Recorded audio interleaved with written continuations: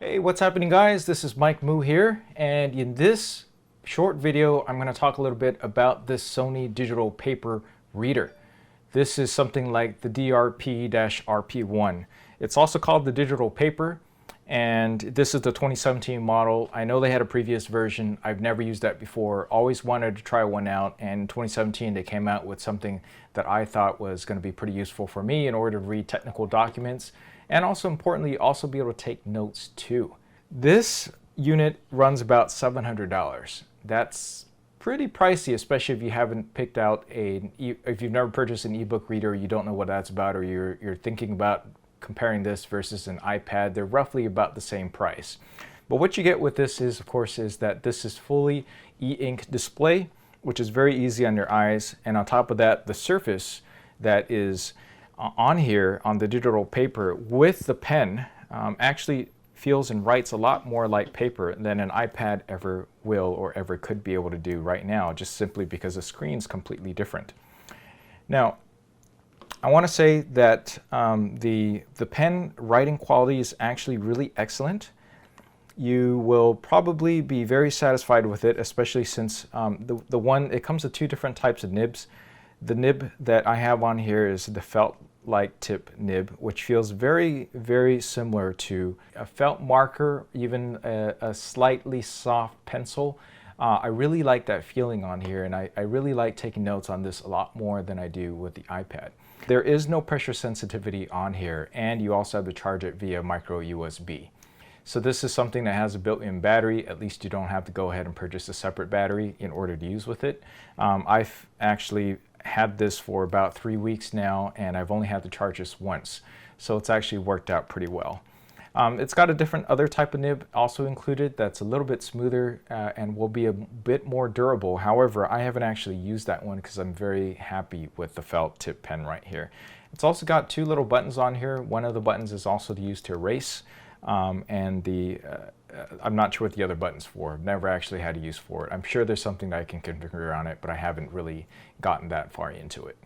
Okay, so you can see that the screen is actually really high quality. If you can tell, this is recorded in 1080, but if you were to see this up close, this would be about as close as you can possibly potentially get as the ebook resolution. So I think it's about 200 some DPI. But anyways, it's really easy on the eyes. Now, I've been using this to take a lot of notes and also to read some ebooks. So let's take a closer look at this view right here. It is touch sensitive, so you can just navigate with your hands. I use this pretty often using just with my hands. I actually don't use the pen until I'm actually going to go ahead and write something. As you can see, I've actually just taken some notes about a restaurant that I went to that I might do a little poster review on it. It's one of those Taiwanese breakfast places over in Monterey Park, California. Writing's very fluid, and there's minimal lag. So I'm very happy with the writing. This is definitely better. If you've looked at my other reviews, this is definitely better than something on the lines of writing on a screen. Of all screens, this, along with a pen combination, feels really good. And there's minimal delay on here, so there's a little bit. I mean, it's visible, but it's a little bit there, so if that will bug you, that's something to consider. But so far, this is actually the most responsive and best feeling pen writing instrument that I've ever used. So I give them mad props to that. The processing on this unit is actually pretty good. I don't remember if it's dual core or quad core, but it certainly feels up to the task of looking, reading, and loading all sorts of different documents. So I've been checking out, let's see, there's different templates for writing on here. One of them is called the daily scheduling template. And as you can see, I have a bit of a scheduling system going on here with the hours. This is non-configurable, unfortunately. This is just one of the built-in templates on here. And you can just write on here, make changes. There's a simple little to-do list and a little note area that you can have. But let's go back. Let's open up one of the slightly more technical documents. if I can find one. Or okay, let's take a look at The Economist. Now, I can transfer all these documents only through a connection via the computer. So you actually have to download, unfortunately, you actually have to download an application that's available both on the Mac and the PC side of things.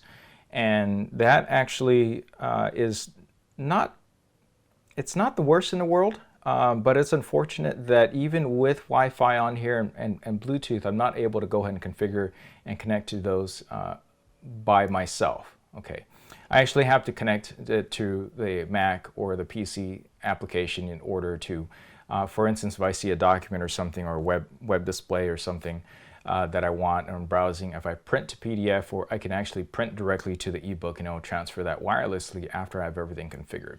So getting documents on here, you actually have to use a computer interface. Just get any format of PDF that you can directly on here, any which way that you can. So once it's on here, of course, it actually looks really nice, and you can actually, there's actually settings on here that you can go ahead and zoom. You can actually zoom in on the different areas by touching on the top right hand side and then choosing, circle the area you wish to zoom. So I can actually zoom in really closely and have a great look at the document. And this is not something that you can easily do on other ebook readers. It's just really, really small print. So this is actually extremely useful. Also, annotations, nice little feature on here. I want to say it's not something that I use a lot, but it's definitely something that you can consider if you do need to make notes on here. You have two basic colors, blue and red, and basically you can just go ahead and annotate, make notes, and it'll save it on here, which you can transfer back to your computer system. Now notice, of course, this is not a color display. It's basically grayscale, so you're only going to see black on here, actually physically on the screen. So the processing is really fast. You can flip through pages fairly quickly. Definitely quick enough that it's not super annoying in order to flip page by page, as you can see. But again, what I found most useful about this is the very fact that it's a big screen. You can go ahead and open up really nice big PDFs on here, and they load really well. And the writing's actually really good. One other very useful thing about this is that you can open up these into a side-by-side display to take notes. So you can see here, I just turned this into a side-by-side, and basically I have the magazine page on the left-hand side. Obviously you use half the screen, and on the right side I can take notes as I'm reading it. So it's going to be a little bit more harder to read, but you know, if you can definitely zoom in on the area that you want, and you can definitely read and jot notes on the right-hand side. So I'm right-handed, and I have this configured automatically so that when I'm over in portrait mode, it is going to go ahead and make sure that roughly where I think the pen nib hits the screen or hits the page is accurate, right? And that's fine over in portrait mode. But when I switch over to this mode, it's just a little bit off to be a little bit annoying. So that's something that's going to annoy you. Sometimes I'm taking a look at this right now, and to my eyes, it's off about 2 millimeters, 1 millimeter, 2 millimeters. So that bugs me a bit if I'm taking notes on this side. So that's definitely something that you want to keep in mind. I'm getting really nitpicky here because I really like this product. I think it's really fantastic for taking notes. So I have been taking quite a bit of notes, quite a lot of notes on here, more so than I ever would on a piece of paper. I don't know if it's just me liking to be a bit geeky and having all my notes and magazines along with me, or not. But I find that I definitely write more notes than I care to, and it definitely feels more organic. If only that it's because I'm actually writing, right, versus actually typing. So the other reviews always mention, of course, how lightweight and how thin it is, and it is extremely lightweight and extremely thin. This is so freaking thin, and this includes that case that I did a little review on, and that it is just so easy to carry with me. However, I'm really afraid about how fragile this might be, so I actually carry a separate laptop cover that I just go and slide in there. Just basically any generic laptop cover that holds a 14-inch laptop seems to work out well until I find a better solution. And I see that there are other solutions out there, but I haven't found one that I really, really like, that I can really, really recommend right now. So that's kind of what I'm sticking with.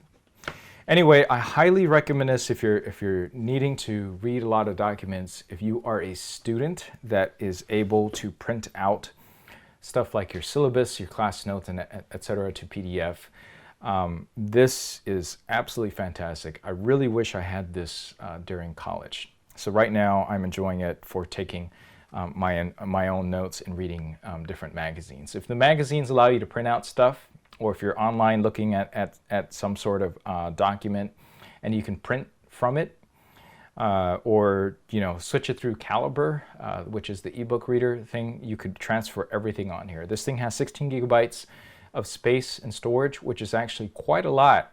I had concerns about that when I was getting it, whether or not I'm going to be able to carry a lot of documents in here. I think I have at least 100 some different documents in here. It barely took up 2 gigabytes out of the 16. And there's no way that I'm going to be able to read or process all those documents all at once. I'm not going to go too far into the details about the application, other than say that it is decent enough for what it is. And I have no major complaints. It even has a sync folder. So if I have documents that I need to synchronize back and forth, or if I'm taking notes and I need to make sure I have an archive of that somewhere, the software allows you to go ahead and do that. My only major complaint about all that was simply that that I can't just take this somewhere, connect to someone's Wi-Fi, and be good to go. I actually have to make sure that my laptop's there, and that I can't download or browse the web for different documents in order to look at.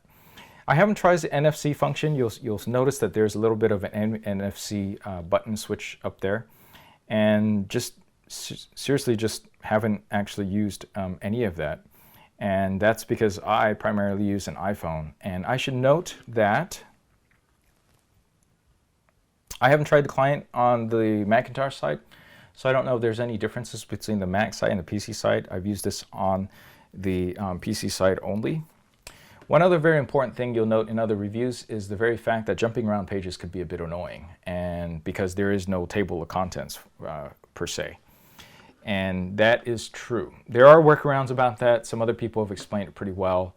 I just live with it.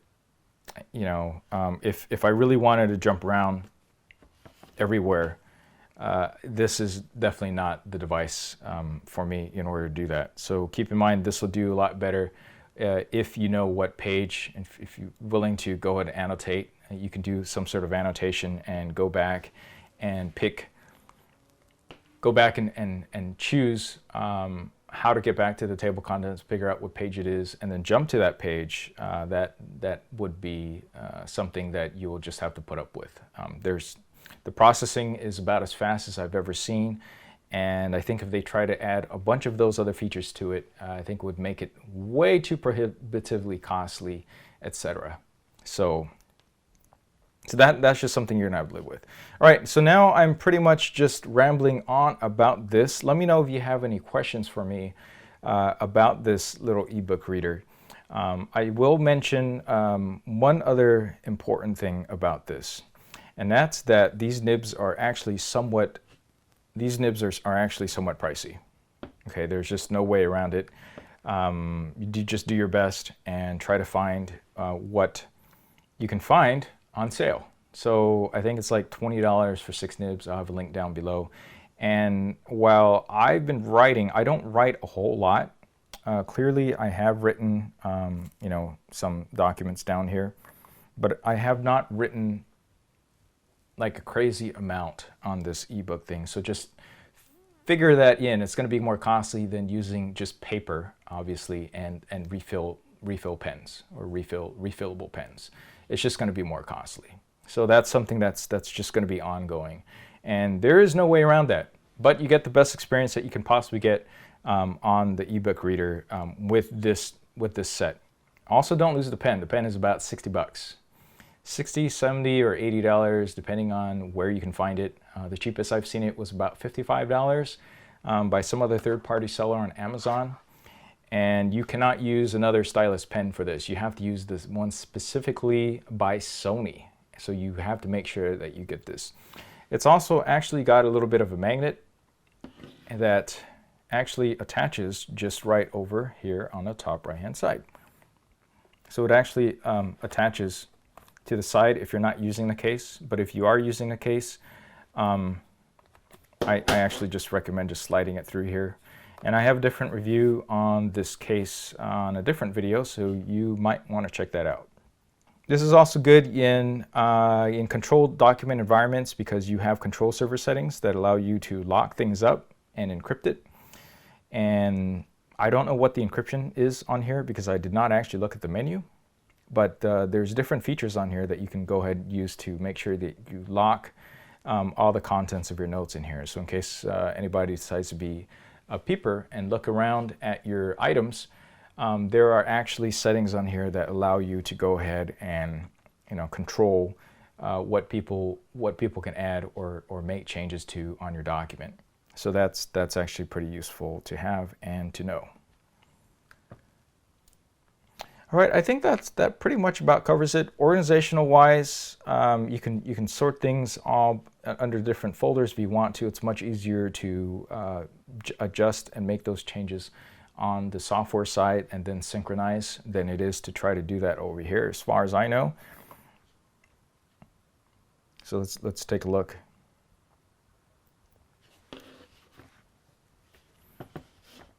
At this little user guide here. As you can see, it's useful for looking at documents as well and making notes on said document. And then when you do, the problem is how to share it. You can only share it by synchronizing it back to your computer system. I think that's one of the other questions that I would have is how to share your annotations. Basically, you jot all this stuff up, and then basically you just got to go back into the application on the PC side and just resynchronize it back, and then you can email the PDF back to the person or the people that you want to go ahead and share your annotations with. So there's that.